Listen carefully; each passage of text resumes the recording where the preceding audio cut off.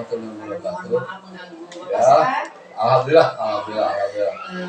Ingin saya berbincang dengan Bapak. Nanti saya tanyakan bagaimana Bapak dalam mengambil keputusan ketika pengambilan keputusan itu tertuju pada dilema etika atau rujukan moral. Betul. Ya. Jadi ada beberapa yang ingin saya tanyakan ke Bapak. Boleh. Terima kasih Bapak. Baiklah Bapak, pertanyaan yang pertama, selama ini bagaimana Bapak sebagai pimpinan dapat mengidentifikasi kasus-kasus yang merupakan dilema etika ataupun rujukan moral? Memang ini sesuatu yang selalu terjadi. Ada benturan etika dan lain sebagainya. Tetapi ketika saya dalam kapasitas pimpinan, dalam kapasitas kepala sekolah diharapkan untuk sesegera mungkin mengambil keputusan yang tadi menyangkut dilema etika dan rujukan moral. Biasanya saya yang pasti itu regulasinya seperti apa.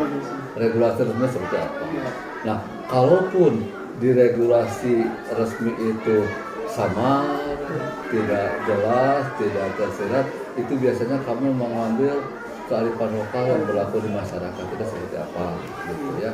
Lalu tetap mengedepankan logika, etika, estetika, sehingga ketika keputusan itu digulirkan tidak berbenturan dengan berbagai pihak. Ya, Bapak sebagai seorang pimpinan tentunya tidak akan menunda-nunda keputusan yang diambil, yaitu dengan regulasi yang nantinya akan mengambil keputusan yang benar dan bijaksana. Ya. Pertanyaan kedua, Bapak, selama ini bagaimana Bapak menjalankan pengambilan keputusan di sekolah Bapak tentunya dan sekolah saya, terutama untuk kasus-kasus di mana ada dua kepentingan yang sama-sama benar atau sama-sama mengandung nilai kebajikan, Bapak? Sama-sama benar. Itu biasanya skala prioritas seperti apa? Saya selalu mengambil skala prioritas seperti apa? Ketika ada dua kasus yang sama-sama benar. Saya lihat dulu skala prioritasnya yang mana yang didahulukan. Gitu ya. Sehingga dengan demikian tetap keputusan-keputusan yang diambil itu sejalan bisa sama. Bapak mengutamakan prioritas terlebih dahulu ya dalam kasus-kasus benar dan salah. Pertanyaan yang ketiga, langkah-langkah atau prosedur seperti apa yang biasa Bapak lakukan selama ini? Kalau prosedurnya ketika misalkan saya mengambil keputusan itu tetap kalaupun keputusan itu diambil oleh pimpinan, gitu ya, oleh seorang kepala sekolah, dalam mengambil keputusan itu biasanya saya suka saya selalu berkoordinasi, saya selalu mengajak musyawarah dengan rekan-rekan sesuai bidang tugasnya masing-masing, sehingga ketika keputusan itu sudah diambil sudah bulat. Oh iya, prosedur yang selama ini Bapak jalankan yaitu tentunya harus berkoordinasi dengan rekan-rekan yang lain, yaitu dengan semua warga sekolah ya. Bagus sekali Pak. Apakah ada tantangan dalam pengambilan keputusan ketika Bapak menyelesaikan kasus-kasus dilema etika? Biasanya tantangannya lebih kepada waktu ketika keputusan itu harus sesegera mungkin diambil. Sementara kita harus memikirkan apa dampak dari keputusan itu setelah dinyatakan diputuskan, gitu ya. Nah, tantangannya itu lebih kepada waktu. Kadang-kadang ketika misalkan saya perlu berkoordinasi dulu dengan Bapak A dengan Ibu B sesuai tugas bidang pekerjaan masing-masing, gitu ya.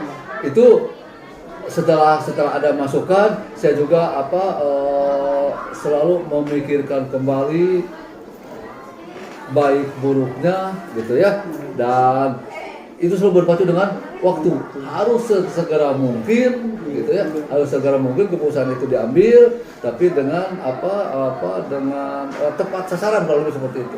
Oh iya, kalau berarti Bapak dalam menyelesaikan kasus-kasus tantangannya yaitu tidak bekerja sendiri, Bapak dibantu oleh kesiswaan, oleh penanggung jawab kurikulum, oleh penanggung jawab lainnya yang membantu Bapak dalam mengambil sebuah keputusan yang bijaksana. Baik Bapak, adakah seseorang atau faktor yang selama ini mempermudah dan membantu Bapak dalam pengambilan keputusan dalam kasus-kasus dilema etika? Saya sangat terbantu ya. Ketika berbicara sekolah sebagai sebuah organisasi, itu kan jelas saya suka membagi tugas kepada rekan-rekan sebagai tugas tambahan. Saya tugas pokok sebagai guru mata pelajaran yang mengampu mata pelajaran sesuai dengan kualifikasinya. Itu kan saya memberikan tugas tambahan. Ada yang sebagai wakil kepala sekolah sesuai dengan pengelolaan sekolah ya Pak ya. Ada yang saya tunjuk sebagai pengelola atau penanggung jawab program bidang kurikulum, penanggung jawab program bidang kesiswaan, penanggung jawab program bidang sarana prasarana, penanggung jawab program bidang humas, lalu para pengelola mulai dari perpustakaan, lab dan lain sebagainya. Sehingga itu yang menjadi mempermudah bagi saya dalam mengambil keputusan, karena tugas sudah saya bagi rata, walaupun tanggung jawab itu tidak, tetap saya berkoordinasi dan saya akan bertanggung jawab terhadap perusahaan yang saya ambil. Itu yang jadi mempermudah ketika tugas sudah saya bagi rata kepada semua rekan, mulai dari wakil kepala sekolah sampai dengan wali kelas. Ya. Ketika berbicara sekolah sebagai sebuah organisasi, itu kan jelas saya suka membagi tugas kepada rekan-rekan sebagai tugas tambahan. Saya tugas pokok sebagai guru mata pelajaran yang mengampu mata pelajaran sesuai dengan kualifikasinya. Itu kan saya memberikan tugas tambahan. Ada yang sebagai wakil kepala sekolah sesuai dengan pengelolaan sekolah ya Pak ya.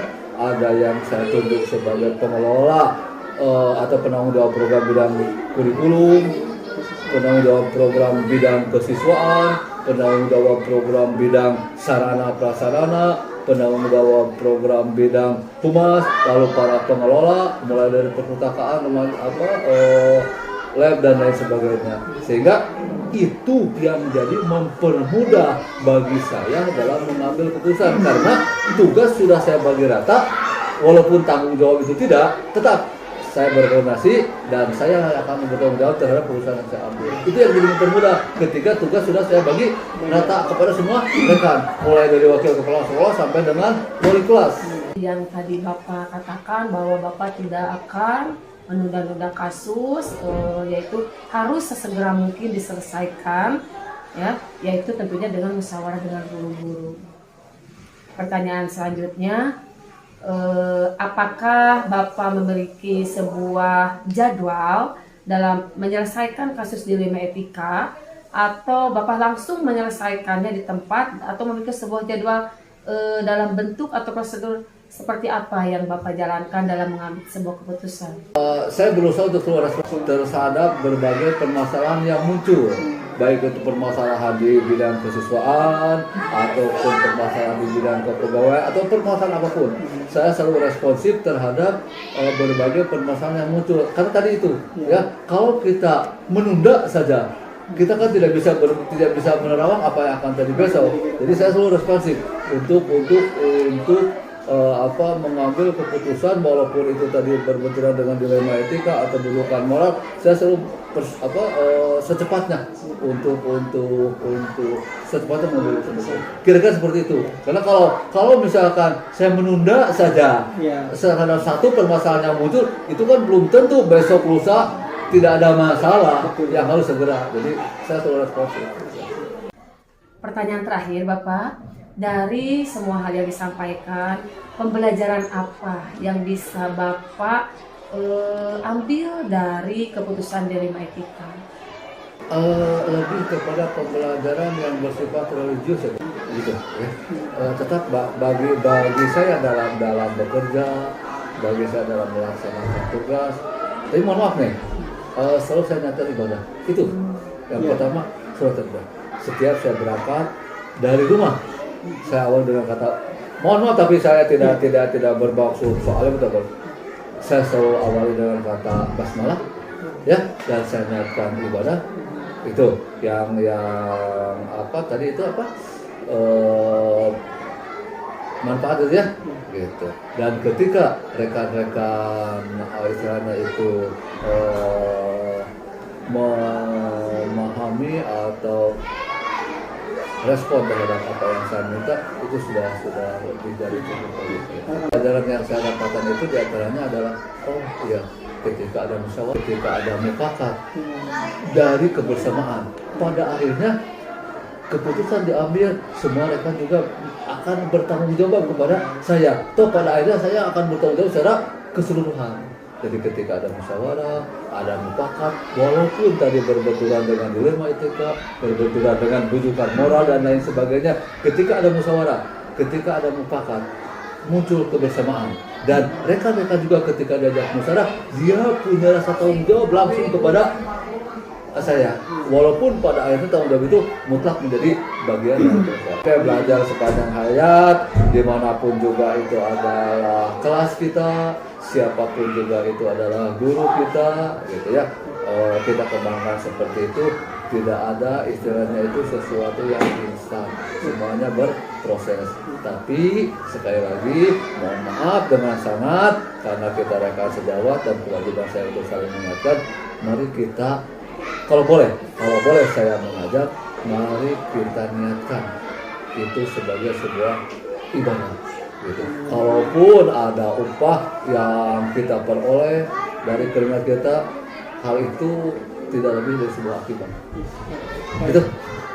Ya, seperti yang Bapak katakan, kasus yang ada di sekolah, baik sekolah Bapak ataupun saya, itu diutamakan dengan religius, tentunya didahulukan dengan bismillah, bahwa keputusan yang diambil itu kesepakatan semua warga sekolah, dan nantinya keputusan itu bisa berjalan dengan baik dan hasilnya juga benar. Terima kasih Bapak atas waktunya, semoga bermanfaat percakapan ini. Assalamualaikum.